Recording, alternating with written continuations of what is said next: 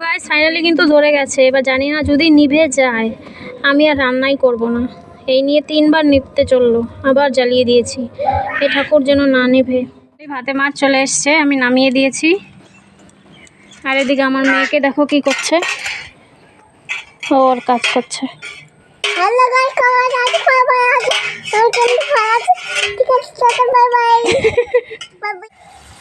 ভাতটা উপর করে দিয়ে এবার পনিরটা ভাজা বসিয়ে দিয়েছি।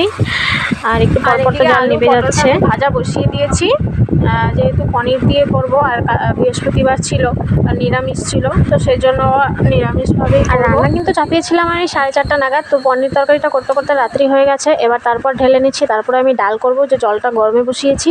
আর তারপর মোবাইলে চার্জ ছিল না, সুইচ অফ হয়ে গেছিলো। আর তারপর মামাকে খাইয়ে দিয়ে ঘুম পাড়িয়ে দিয়ে এবার আমি হাজব্যান্ড এসেছে, খেতে দিয়েছি। এবার আমরা খেয়ে, তাহলে সবাইকে গুড নাইট।